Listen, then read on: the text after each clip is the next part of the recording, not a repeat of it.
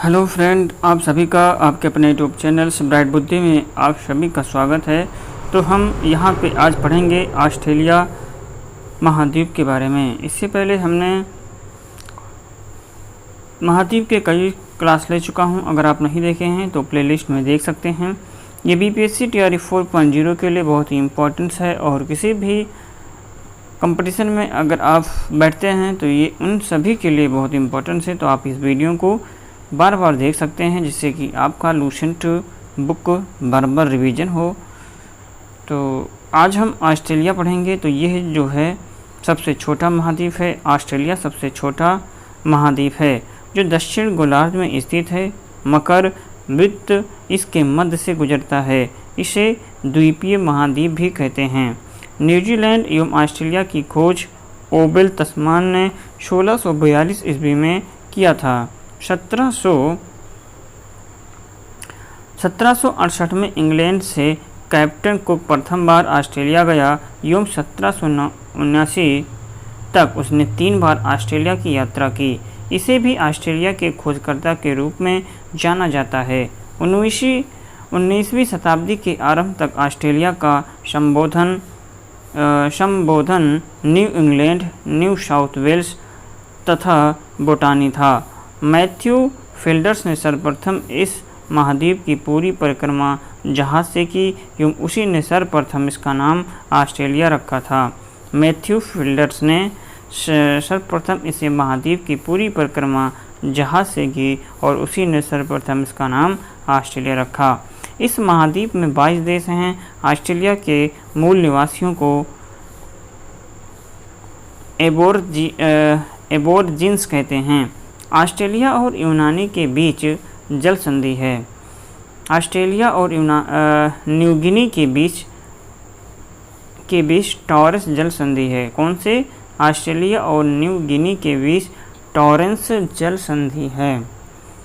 Australia की प्रमुख पर्वत श्रृंखला ग्रेट डिवाइडिंग रेंज है और इस पर्वत श्रेणी और महाद्वीप का सर्वोच्च शिखर कोस-इस्को जिसकी ऊंचाई देखा जाए तो 2228 मीटर है। ऑस्ट्रेलिया की विश्वविख्यात सोने की खान कालगोरली और कूलगार्डी है। ऑस्ट्रेलिया की विश्व प्रसिद्ध मेरिनो ऊन का प्रमुख उत्पादक देश है और ये विश्व में सर्वाधिक ऊन निर्यातक देश भी है। दूसरा स्थान ऊन निर्यात में दक्षिण अफ्रीका का है।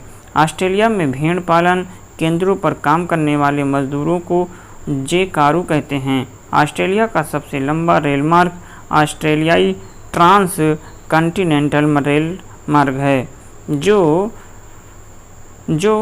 पर्थ से सिडनी के मध्य स्थित है। मर्ले डार्लिंग की घाटी ऑस्ट्रेलिया का सबसे प्रमुख कृषि क्षेत्र है और ये उपजाऊ भूमि रेवेरिना कहलाती है। यूरेनियम के उत्पादन में ऑस्ट्रेलिया का विश्व में तीसरा स्थान है। किसके उत्पादन में? यूरेनियम के। ऑस्ट्रेलिया विश्व में सर्वाधिक बॉक्साइट उत्खनन करने वाला देश है। वर्षा की कमी के कारण ऑस्ट्रेलिया के मध्यवर्ती निम्न भूमि में अनेक गहरे कुएं खोदे गए जिनसे अपने आप बड़े वेग से पानी ऊपर निकलता रहता है। यह उत्स्रोत कूप कहलाते हैं। इन कूपों का विस्तृत क्षेत्र ग्रेट आर्टिजन बेसिन कहलाता है। ऑस्ट्रेलिया के क्वींसलैंड राज्य के उत्तर पूर्वी तट के साथ साथ समुद्र में एक प्रवाल भित्ति है जिसे ग्रेट बैरियर रीफ कहते हैं। इस प्रवाल भित्ति का निर्माण प्रवाल नामक छोटे छोटे जीवों के अस्थि पंजरों के लगातार जमाव से हुआ है। जस्ता अयस्क उत्पादित करने में ऑस्ट्रेलिया का स्थान विश्व में तीसरा स्थान है। ऑस्ट्रेलिया के पूर्वी तट क्षेत्र में प्रख्यात मूंगे की चट्टान ग्रेट बैरियर रीफ भी स्थित है। वही ऑस्ट्रेलिया विश्व में सर्वाधिक सीसा अयस्क उत्खनन करने वाला देश है। ऑस्ट्रेलिया के उत्तरी क्षेत्र का मैदान कारपेंट्रिया का मैदान कहलाता है। ऑस्ट्रेलिया के उत्तरी क्षेत्र का जो मैदान है वो कारपेंट्रिया का मैदान कहलाता है। इस महाद्वीप की प्रमुख मरुस्थल गिब्सन्स और विक्टोरिया है। ऑस्ट्रेलिया के प्रमुख गेहूं उत्पादक प्रदेश हैं न्यू साउथ वेल्स एवं विक्टोरिया। ऑस्ट्रेलिया महाद्वीप को द लैंड ऑफ गोल्डन फ्लिंस और लैंड ऑफ कंगारू एवं प्यासी भूमि का देश भी कहा जाता है। ऑस्ट्रेलिया के दक्षिण पूर्व में स्थित न्यूजीलैंड को दक्षिण का ब्रिटेन कहा जाता है और न्यूजीलैंड में एमू और कोकाबर्रा नामक पक्षी भी पाए जाते हैं। एमू की टांगें लंबी होती हैं और इसे पंख नहीं होती, इस कारण यह खूब तेज़ दौड़ सकती है लेकिन उड़ नहीं सकती। कोकाबर्रा को लाफिंग जैकॉस भी कहते हैं। और प्लेटीपस ऑस्ट्रेलिया का विचित्र जंतु है जो दौड़ता है, ज़मीन में सुरंग बनाता और पानी में तैरता है। 4 पैरों वाला यह जीव अंडे देता है। कोआला ऑस्ट्रेलिया का धानी प्राणी वर्ग का दूसरा प्रमुख जानवर है। कोआला पेड़ों पर रहता है और यूकेलिप्टस की पत्तियां खाता है। यह रात को जागता है और दिन के समय ऊँगता या सोता है।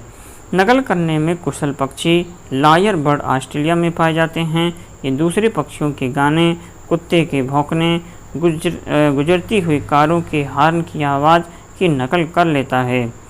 न्यूजीलैंड के दोनों प्रमुख द्वीप कुक जल संधि द्वारा एक दूसरे से अलग हैं।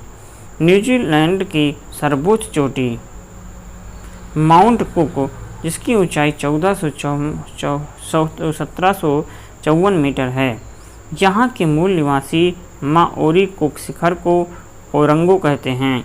कीवी न्यूजीलैंड का राष्ट्रीय पक्षी है।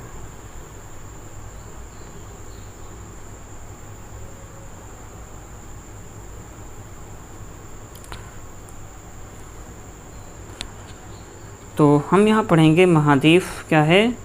महाद्वीप और सबसे बड़ा महाद्वीप, सबसे छोटा महाद्वीप, पर्वत और ऊंचाई, सबसे लंबी नदी, गहनतम बिंदु और गहराई वो भी मीटर में। तो देखते हैं सबसे अगर बड़ा महाद्वीप, बड़ा देश जैसे कि अफ्रीका आता है। महाद्वीप क्या अफ्रीका। यहाँ का सबसे बड़ा जो देश है अल्जीरिया है और सबसे छोटा देश मेओटो। पर्वत श्रृंखला जो है किलिमंजारो, ये अफ्रीका का सबसे कि अफ्रीका में ये पर्वत है क्या, माउंट किलिमंजारो, जिसकी ऊंचाई है 5895। सबसे लंबी नदी नील नदी, गहनतम बिंदु आसाई झील और गहराई 156 मीटर। फिर अंटार्कटिका, इसमें कोई सबसे बड़ा देश नहीं, ना ही कोई छोटा है, लेकिन इसमें पर्वत पाए जाते हैं विंसन मॉसिफ, जिसकी ऊंचाई 5140 मीटर है। सबसे लंबी नदी अंटार्कटिका में ओनेक्स जो 32 किलोमीटर है और गहनतम बिंदु बेंटल ट्रेच और जिसकी गहराई 2853 मीटर है। इसके बाद एशिया है। सबसे बड़ा देश एशिया में चाइना, उसके बाद सबसे छोटा मालदीव और सबसे ऊंची पर्वत जो है माउंट एवरेस्ट, जिसकी ऊंचाई 8850 मीटर और सबसे लंबी नदी यांगसी और गहनतम बिंदु डेड सी और गहराई 397 मीटर है। फिर ऑस्ट्रेलिया का सबसे बड़ा देश ऑस्ट्रेलिया ही और नीरू सबसे छोटा देश है। यहाँ का ऑस्ट्रेलिया में कौन से पर्वत या ऊंचाई है तो माउंट कोस्को 2228 मीटर और सबसे लंबी नदी मरे, सबसे गहरी बिंदु जो है आयर झील और ये 16 मीटर है। यूरोप सबसे बड़ा देश रूस, सबसे छोटा देश वेटिकन सिटी, माउंट एल्ब्रूस पर्वत पाए जाते हैं जिसकी ऊंचाई 5642 मीटर। ओल्गा सबसे लंबी नदी है और कैस्पियन सागर गहनतम बिंदु जिसकी गहराई 28 मीटर है। दक्षिणी अमेरिका सबसे बड़ा देश कनाडा, छोटा देश सेंट पीरे और माउंट मैकले यहाँ की पर्वत है जिसकी ऊंचाई 6194 मीटर। मिसौरी सबसे लंबी नदी और सबसे गहनतम बिंदु डेथ वैली जिसकी गहराई 86 मीटर है। दक्षिणी अमेरिका ब्राज़ील सबसे बड़ा देश, छोटा देश फॉकलैंड द्वीप और यहाँ की पर्वत ओजस डेट्स सलेडो और ऊंचाई जो है 7,084 मीटर और सबसे लंबी नदी अमेजन नदी है। वॉट्स पेनिन जो है गहनतम बिंदु और इसकी गहराई 40 मीटर है। अंटार्कटिका महाद्वीप की खोज कैप्टन जेम्स क्लार्क ड्रास ने सन 1911 ईस्वी में किया था। अब समझेंगे जलमंडल के बारे में। एग्जाम की दृष्टि से बहुत ही इम्पोर्टेंट पॉइंट है। इन सभी पॉइंट को आप बार बार रिवीजन करने के लिए वीडियो को बार बार देखेंगे, जिससे आपका रिवीजन और बुक को 1 से 2 बार पढ़ सकते हैं वीडियो को देख करके। तो सबसे अब पढ़ेंगे स्थल मंडल। संपूर्ण पृथ्वी का 3/4 भाग अर्थात लगभग 71%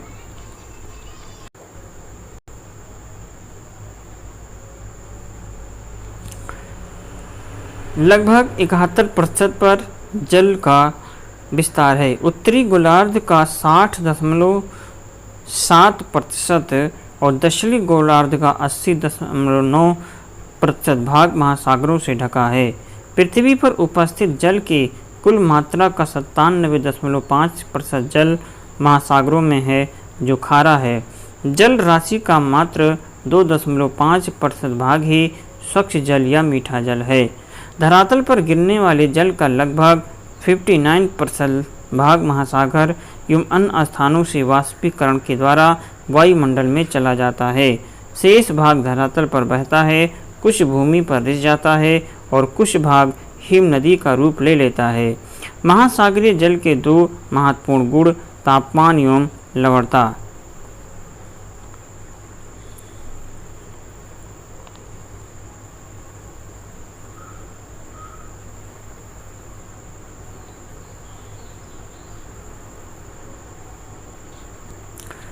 जलमंडल क्या है?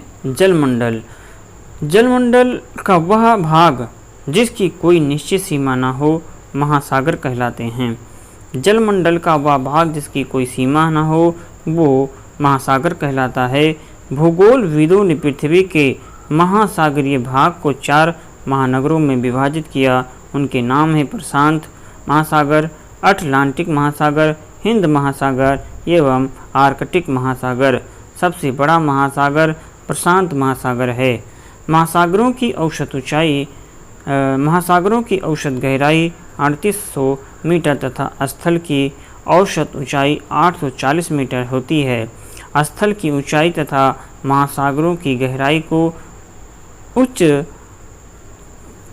उच्चतामितीय वक्र के द्वारा प्रदर्शित किया जाता है।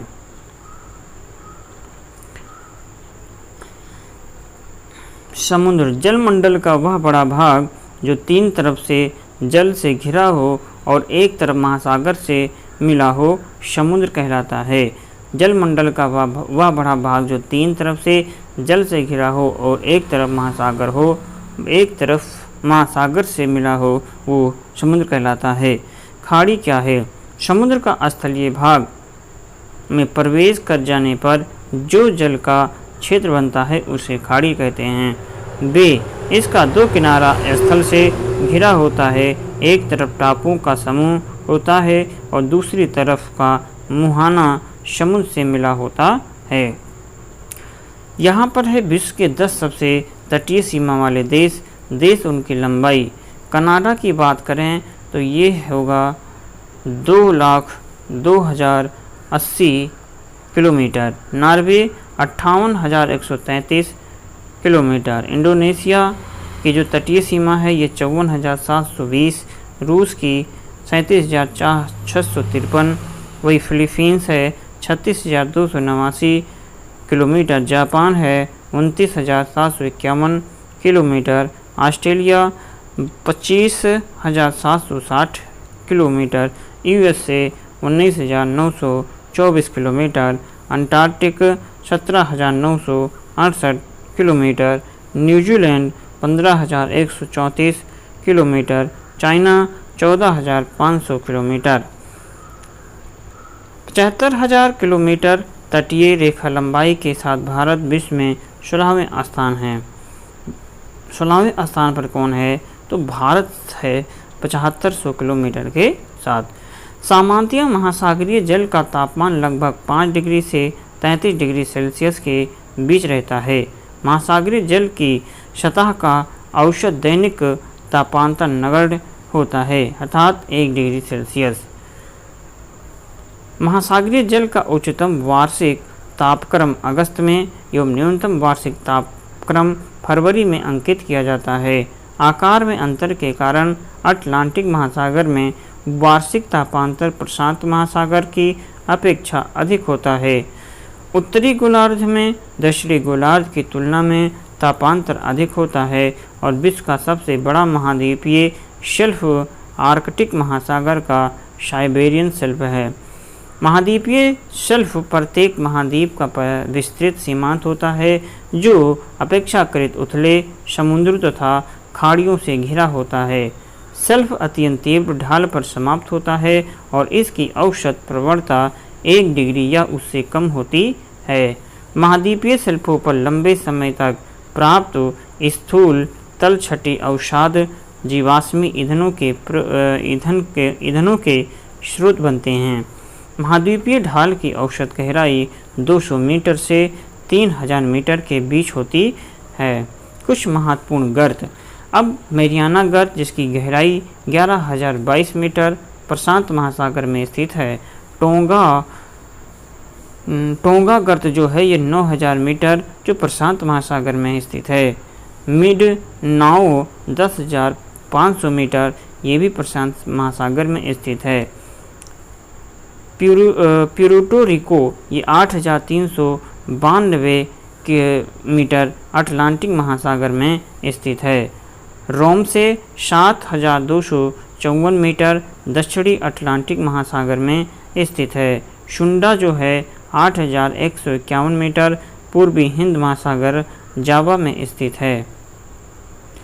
वर्तमान में लगभग 57 गर्तों को खोजा गया, जिनमें 32 प्रशांत महासागर में, 19 अटलांटिक महासागर में और 6 हिंद महासागर में है।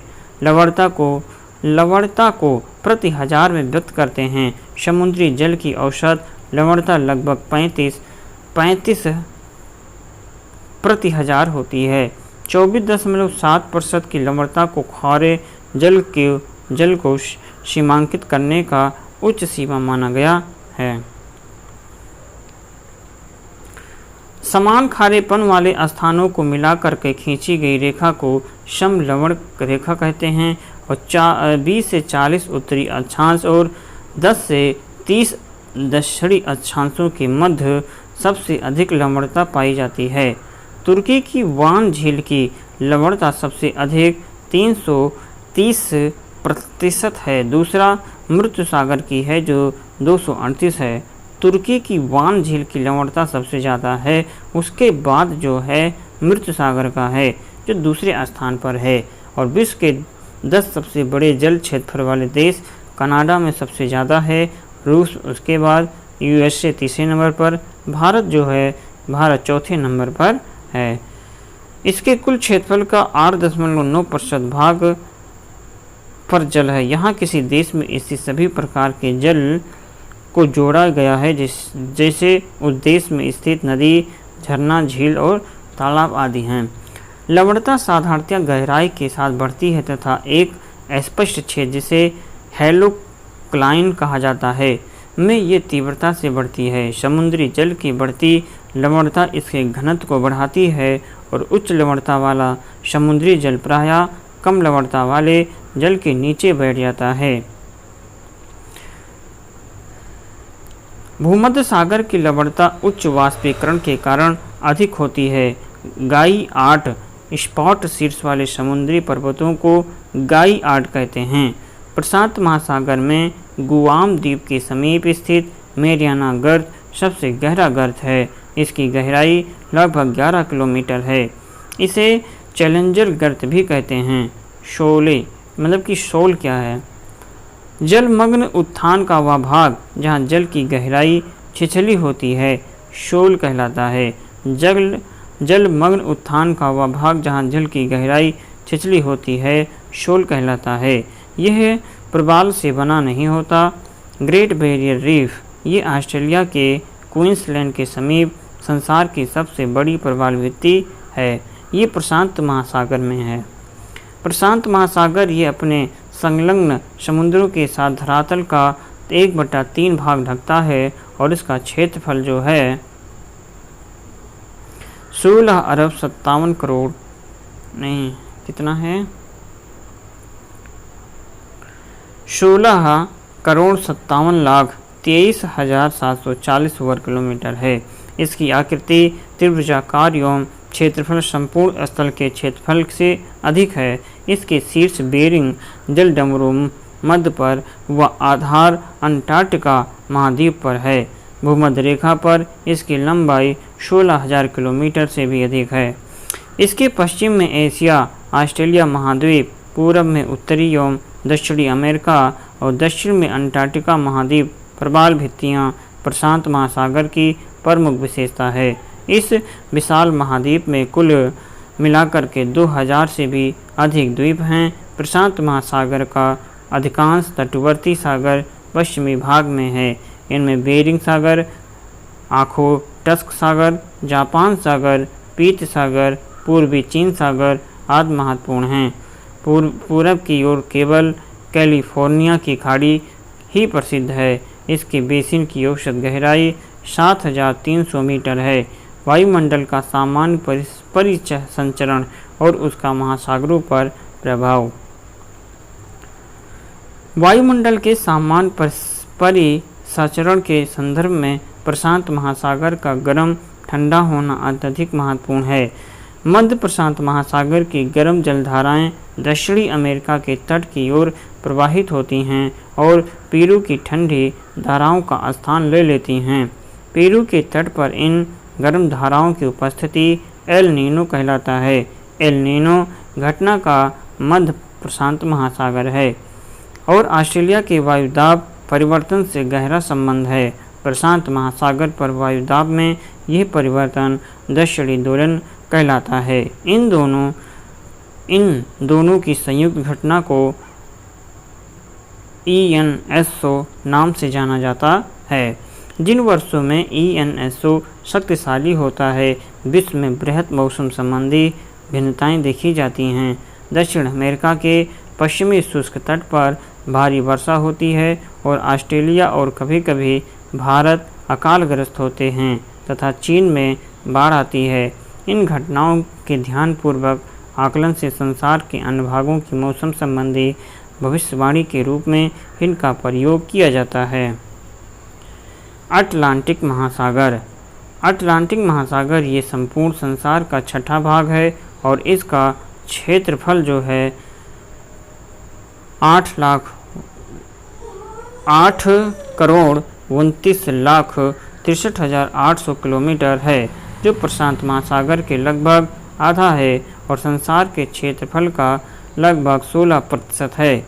इसकी आकृति अंग्रेजी के यस आकार से मिलती जुलती है और इसके पश्चिम में दोनों अमेरिका तथा पूरब में यूरोप और अफ्रीका, दक्षिण में हैं अटलांटिका, उत्तर में ग्रीनलैंड, हडसन की खाड़ी, बाल्टिक सागर, उत्तरी सागर मग्न तट पर स्थित हैं। इस महासागर की सबसे महत्वपूर्ण विशेषता मध्य अटलांटिक कटक है और यह उत्तर में आइसलैंड से दक्षिण में बोबोट द्वीप तक लगभग 14,000 किलोमीटर लंबा है तथा 4,000 मीटर ऊंचा। यह एक जलमग्न कटक है, तो कभी इसकी अनेक चोटियां जल से ऊपर उठ करके छोटे छोटे द्वीपों का रूप धारण कर गई हैं। ओजर्स का पाइको द्वीप तथा केप बर्दे द्वीप इसके प्रमुख उदाहरण हैं। सबसे तीखी चोटी भूमध्य रेखा के निकट सेंट पॉल नामक द्वीप समूह की है और दक्षिणी अटलांटिक महासागर बरमूडा प्रबल द्वीप एवं असेंशन, ट्रिस्ता दी कान्हा, सेंट हेलेना, गुआ तथा बोबोट द्वीप ज्वालामुखी द्वीप हैं। ये महासागर 55 डिग्री उत्तरी अक्षांश के पास अधिक चौड़ा हो जाता, जहां इसे टेलीग्राफिक पठार के नाम से पुकारा जाता है। भूमध्य रेखा के निकट रोमांस गंभीर इसे दो भागों में बांटता है। उत्तरी भाग डॉल्फिन श्रेणी तथा दक्षिणी भाग का नाम चैलेंजर कटक है। अटलांटिक महासागर के तटों के साथ बेफिन की खाड़ी, हडसन की खाड़ी, उत्तरी सागर, बाल्टिक सागर, मैक्सिको की खाड़ी, भूमध्य सागर, कैरिबियन सागर महत्वपूर्ण सागर हैं। अटलांटिक महासागर की तटरेखा बहुत कटी फटी है और इसके कारण इसकी तटरेखा की लंबाई प्रशांत एवं हिंद महासागर की तटरेखा की कुल लंबाई से अधिक है। कटी फटी तटरेखा पर बहुत अच्छे बंदरगाह होते हैं। व्यापार की दृष्टि से अटलांटिक महासागर सबसे अधिक व्यस्त महासागर है। हिंद महासागर, इसके उत्तर में एशिया महाद्वीप, दक्षिण में अंटार्कटिका महाद्वीप, पूर्व में ऑस्ट्रेलिया महाद्वीप तथा पश्चिम में अफ्रीका महाद्वीप है। यह एक अर्ध महासागर है और इसका कुल क्षेत्रफल 7,34,25,500 वर्ग किलोमीटर। यह एक तरफ प्रशांत महासागर, दूसरी तरफ अटलांटिक महासागर से मिला है। कर्क रेखा इस महासागर के उत्तरी सीमा है और इसमें भारत के दक्षिण पश्चिमी तट के समीप लक्षद्वीप तथा मालदीव प्रवाल द्वीपों के उदाहरण हैं। मॉरिशस और यूरेनियन द्वीप ज्वालामुखी प्रक्रिया से उत्पन्न द्वीप हैं। इस महासागर का सबसे बड़ा द्वीप मेडागास्कर है। मेडागास्कर के पूर्व में मॉरिशस द्वीप है। इस महासागर में वास्तविक तटवर्ती सागर दो ही हैं, वे हैं लाल सागर और फारस की खाड़ी। अरब सागर तथा बंगाल की खाड़ी की गणना भी सागरों में ही की जाती है, लेकिन ये हिंद महासागर के उत्तरी विस्तार मात्र ही है। डियागो गार्सिया द्वीप इसी महासागर में हैं। आर्कटिक महासागर, ये उत्तरी ध्रुव के चारों ओर है और यह आर्कटिक वृत्त के अंदर स्थित है। वास्तव में ये अंटार्कटिका महासागर का उत्तरी विस्तार ही है। यह बेरिंग जल संधि नामक उथले समुद्र के सक्रिय भाग द्वारा प्रशांत महासागर से जुड़ा है। यह यूरोप, एशिया एवं उत्तरी अमेरिका के उत्तरी तटों से घिरा है। इसका अधिकांश भाग वर्ष भर हिम की मोटी परतों से ढका रहता है। सैली बीज सागर इसी महासागर में है। महासागरों में सबसे बड़ा प्रशांत महासागर एवं सबसे छोटा आर्कटिक महासागर है। महासागरीय जलधाराएं, एक निश्चित दिशा में बहुत अधिक दूरी तक महासागरीय जल की एक विशाल जल राशि के प्रवाह को महासागरीय जलधारा कहते हैं। धारा दो प्रकार की होती है, एक है गर्म जलधारा, दूसरा ठंडी जलधारा। जानते हैं गर्म जलधारा के बारे में। गर्म जलधारा निम्न अक्षांशों में उष्णकटिबंधों से उच्च समशीतोष्ण और उपध्रुवीय कटिबंधों की ओर बहने वाली जलधाराओं को गर्म जलधारा कहते हैं। ये प्रायः भूमध्य रेखा से ध्रुवों की ओर चलती हैं और इनके जल का तापमान मार्ग में आने वाले जल के तापमान से अधिक होता है। अतः ये धाराएं जिन क्षेत्रों में चलती हैं वहाँ का तापमान बढ़ा देती हैं। ठंडी जलधारा, उच्च अक्षांशों से निम्न अक्षांशों की ओर बहने वाली जलधारा को ठंडी जलधारा कहते हैं। ये प्रायः ध्रुवों से भूमध्य रेखा की ओर चलती हैं। इनके जल का तापमान रास्ते में आने वाले जल के तापमान से कम होता है। अतः ये धाराएं जिन क्षेत्रों में चलती हैं वहाँ तापमान घटा देती हैं। उत्तरी गोलार्ध की जलधाराएं अपनी दाईं ओर तथा दक्षिणी गोलार्ध की जलधाराएं अपनी बाईं ओर प्रभावित होती हैं और यह कोरियोलिस बल के प्रभाव से होता है। महासागरीय जलधाराओं के कारण की जलधाराओं के संचरण की सामान्य व्यवस्था का एकमात्र प्रसिद्ध अपवाद हिंद महासागर के उत्तरी भाग में पाया जाता है। इस भाग में धाराओं के प्रवाह की दिशा मानसूनी पवन की दिशा के साथ बदल जाती है। गर्म जलधाराएं ठंडे सागरों की ओर और ठंडी जलधाराएं गर्म सागरों की ओर बहने लगती हैं। प्रशांत महासागर की जलधाराएं, प्रशांत महासागर की ठंडी जलधारा। तो प्रशांत महासागर की गर्म जलधारा और प्रशांत महासागर की ठंडी जलधारा। तो यहाँ समझेंगे कि कौन कौन सी धाराएं हैं जो गर्म जलधाराएं हैं। एग्जाम में पूछा जाता है कि इनमें से कौन ठंडी जलधारा, चार ऑप्शन देगा। 3 ऑप्शन जो रहेगा वो गर्म और चौथा पूछेगा कि इसमें से कौन सी गर्म जलधारा नहीं है। तो यही जानना है कि गर्म जलधारा कौन कौन से हैं। तो उत्तरी विषुवत रेखीय जलधारा ये भी गर्म जलधारा है, और क्यू रेशियो की जलधारा, उत्तरी प्रशांत जल प्रवाह, अलास्का की जलधारा, एल नीनो जलधारा, सुषमा की जलधारा, दक्षिण विषुवत रेखीय जलधारा, पूर्वी ऑस्ट्रेलिया की जलधारा, विपरीत विषुवत रेखीय जलधारा, ये सभी जलधाराएं जो हैं प्रशांत महासागर की गर्म जलधाराओं के अंतर्गत आती हैं। वही ठंडी जलधारा है क्यूराइल विषुवत रेखीय जलधारा, कैलिफोर्निया की जलधारा, हम्बोल्ट या पेरुवियन की जलधारा, फिर अंटार्कटिका की जलधारा। ये 4 जलधाराएं हैं जो ठंडी जलधाराओं के अंतर्गत आती हैं।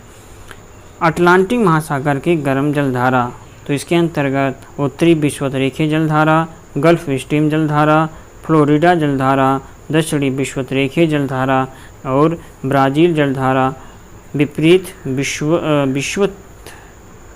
विषुवत रेखीय जलधारा और इरमिंजर की जलधारा। ये जलधारा जो है अटलांटिक महासागर की गर्म जलधारा है। अटलांटिक महासागर की ठंडी जलधारा में लेब्राडोर की जलधारा, बेंगुला की जलधारा, कनारी जलधारा, पूर्वी ग्रीनलैंड की जलधारा, अंटार्कटिका की जलधारा और फॉकलैंड की जलधारा जो हैं ठंडी जलधारा के अंतर्गत आती हैं। हिंद महासागर की गर्म एवं अस्थायी जलधारा, तो इसमें दक्षिण विषुवत रेखीय जलधारा, मोजाम्बिक की जलधारा, आगुलाहस की जलधारा, ये हैं गर्म एवं अस्थायी जलधारा। हिंद महासागर की ठंडी एवं अस्थायी जलधारा में पश्चिम ऑस्ट्रेलिया की जलधारा आता है। हिंद महासागर की ग्रीष्मकालीन मानसून की जलधारा गर्म एवं परिवर्तनशील जलधारा है, एवं शीतकालीन मानसून प्रवाह ठंडी एवं परिवर्तनशील जलधारा कहलाता है। सारगैसो सागर, उत्तरी अटलांटिक महासागर में 20 डिग्री से 40 डिग्री उत्तरी अक्षांशों तथा 35 से 75 पश्चिमी देशांतरों के मध्य चारों ओर प्रवाहित होने वाली जलधाराओं के मध्य स्थित शांत एवं स्थिर जल के क्षेत्र को सारगैसो सागर के नाम से जाना जाता है। ये गल्फ स्ट्रीम, कनारी, उत्तर विषुवतीय धाराओं के चक्र बीच स्थित शांत जल क्षेत्र है। इसके तट पर मोटी समुद्री घास तैरती है और इस घास को पुर्तगाली भाषा में सारगैसम कहा जाता है, जिसके नाम पर ही इसका नाम सारगैसो सागर रखा गया है।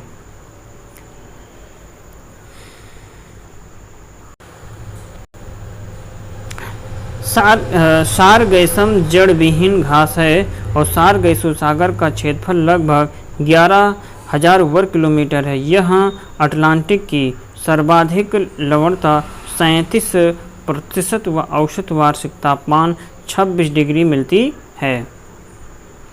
सारगैसो सागर को सर्वप्रथम स्पेन के नाविकों ने देखा था। सारगैसो सागर को महासागरीय मरुस्थल के रूप में पहचाना जाता है। न्यू फाउंडलैंड के समीप ही गल्फ स्ट्रीम एवं लेब्राडोर जलधारा मिलती है और न्यू फाउंडलैंड पर ही समुद्री मछली पकड़ने का प्रसिद्ध स्थान ग्रैंड बैंक उत्तरी अटलांटिक महासागर में स्थित है। गर्म एवं ठंडी जलधारा जहाँ मिलती है वहाँ फ्लैक्टन नामक घास मिलती है जो मछलियों का मुख्य आहार है, जिससे उस स्थान पर मत्स्य उद्योग अत्यधिक विकसित हुआ। डागर बैंक, ग्रैंड बैंक एवं जॉर्ज बैंक आदि मत्स्य क्षेत्रों की उपस्थिति ऐसे क्षेत्रों में विद्यमान है। जापान के निकट क्यूरोशिबो की गर्म जलधारा और ओइशिबो की ठंडी धारा के जल के मिलने से वहां पर घना कुहासा छाया रहता है। महासागरों के पश्चिमी भाग में विषुवत रेखा के समीप उत्तर तथा दक्षिण विषुवत रेखीय धाराओं के अभिसरण के कारण इतनी अधिक मात्रा में जलराशि एकत्रित हो जाती है कि पश्चिम से पूरब की ओर समान ढाल बन जाता है। फलस्वरूप प्रतिविषुवतीय धारा प्रवाहित होने लगती है। ला नीना एक शीतलक जलधारा है। ला नीना क्या है? एक शीतल जलधारा जिसकी उत्पत्ति पेरू के तटवर्ती क्षेत्रों में होती है। वही एल नीनो एक गर्म जलधारा है जिसकी उत्पत्ति पेरू की तट पर समानांतर उत्तर से दक्षिण की ओर होती है। ला नीना का प्रवाह क्षेत्र एल नीनो की तरह प्रशांत क्षेत्र के विशेष रूप से पेरू का तटीय क्षेत्र होता है। ये कभी भी हिंद महासागरीय क्षेत्र में प्रवेश नहीं करता, किंतु इन दोनों का प्रवाह वैश्विक होता है। जिस वर्ष ला नीना जलधारा की गहनता होती है उस वर्ष भारतीय मानसून ज़्यादा तीव्र होता है। वही एल नीनो भारतीय मानसून को नकारात्मक रूप से प्रवाहित करती है। ज्वार भाटा के बारे में हम अगली क्लास में पढ़ेंगे। तो आज के लिए बस इतना ही। वीडियो अच्छा लगे तो लाइक कमेंट शेयर जरूर कीजिए अपने हित में दोस्तों के साथ। पहली बार आए हो चैनल को सब्सक्राइब करके बेल घंटे को ज़रूर बजाएं। तो मिलेंगे हम अगली क्लास में, तब तक आप पढ़ते रहें, मस्त रहें। नमस्कार।